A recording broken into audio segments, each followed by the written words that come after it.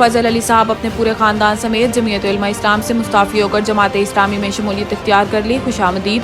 امیر جماعت اسلامی ضلع شانگلہ محترم نجم اللہ صاحب، کیم ضلع محترم شیر امان صاحب، امیدوار PK 29 صوبائی اسمبلی شیر عالم خان سمیت دیگر رہنماؤں کی شرکت اور خطاب کیا۔ ڈپٹی کمشنر شانگلہ ضیاء الرحمان کی زیر صدارت موبائل نیٹ ورک کمپنی ٹیلی نار، جائز اور دیگر کمپنیوں کے نمائندوں کے ساتھ میٹنگ منعقد ہوئی۔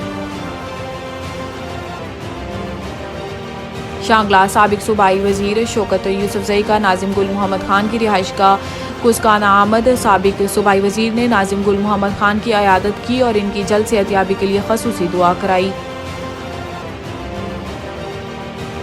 DPO شانگلہ سجاد احمد صاحب زادہ نے منشیات کے بڑھتے ہوئے استعمال پر تشویش کا اظہار کرتے ہوئے کہا ہے کہ نوجوان اس ملک کا قیمتی اثاثہ ہیں، اس سے منشیات کی آگ میں نہیں جھونکا جائے گا۔ انہوں نے پولیس افسران اور جوانوں کو ہدایت کی ہے کہ منشیات کے حوالے سے کسی قسم کی رعایت نہ برتی جائے اور شانگلہ سے منشیات کا خاتمہ میری اولین ترجیحات میں شامل ہے۔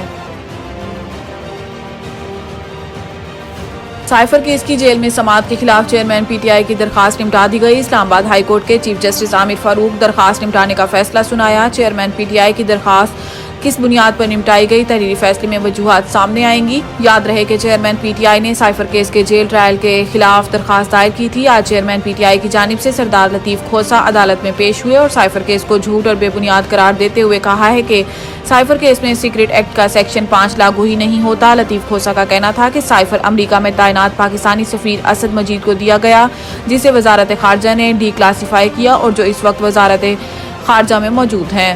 گیس کی قیمتوں میں 100% سے زائد اضافے کا فیصلہ۔ وزارت خزانہ کے ذرائع کے مطابق رواں مالی سال کے دوران گیس سیکٹر کے گردشی قرضے میں 46 ارب روپے اضافے کا خدشہ ہے۔ گردشی قرضے میں اضافے پر عالمی مالیاتی ادارے کی جانب سے تشویش کا اظہار کیا گیا ہے۔ ذرائع کا کہنا ہے کہ جولائی تا ستمبر گیس کمپنیوں کے نقصان میں 46 ارب روپے کا اضافہ ہو چکا ہے اور گیس سیکٹر کا گردشی قرضہ 2700 ارب روپے تک پہنچ چکا ہے۔ ذرائع کے مطابق اقتصادی جائزے سے قبل گیس کی قیمت 100% سے زائد بڑھانے کا فیصلہ کیا گیا ہے، کیونکہ سوئی گیس کی قیمت نہ بڑھانے سے 185 ارب روپے اور گھریلو صارفین کے لیے RLNG کی قیمتیں نہ بڑھانے سے 21 ارب کا شارٹ فال ہوگا۔ ذرائع کا کہنا ہے کہ گیس کی قیمتوں میں اضافے کے پیش نظر اقتصادی رابطہ کمیٹی ECC کے لیے سمری تیار کر لی گئی ہے، جو آئندہ ECC اجلاس میں پیش کی جائے گی۔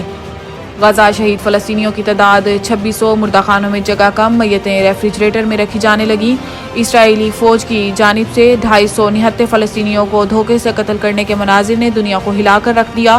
اسرائیل نے اپنی ہی دی گئی مہلت کے دوران نقل مکانی کرنے والوں پر بارود برسا دیا اور امریکی نشریاتی ادارے نے اسرائیل کے محفوظ راستے کے جھوٹ کا پول کھول دیا۔ اسرائیلی بربریت سے اسپتال کو بھی امان حاصل نہ ہو سکی۔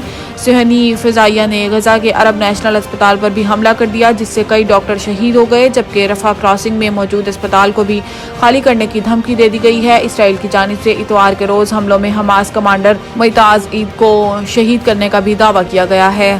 سپریم کورٹ ملازمین کی تفصیلات فراہم کرنے کی درخواست منظور۔ عدالت عظمیٰ نے آرٹیکل 19A کے تحت درخواست گزاری کے اسلام آباد ہائی کورٹ کے فیصلے کے خلاف اپیل منظور کرتے ہوئے رجسٹرار سپریم کورٹ کو ہدایت دی گئی ہے کہ 7 روز میں ملازمین کی تفصیلات درخواست گزار کو فراہم کی جائیں۔ سپریم کورٹ نے معلومات تک رسائی کے قانون کے تحت معلومات کی فراہمی کے بارے میں ایک اپیل کا فیصلہ جاری کر دیا، جو chief justice of Pakistan justice قاضی فائز عیسیٰ نے سنایا۔ متفقہ فیصلے میں عدالت عظمیٰ نے قرار دیا ہے کہ معلومات تک رسائی کے قانون کا اطلاق سپریم کورٹ پر نہیں ہوتا۔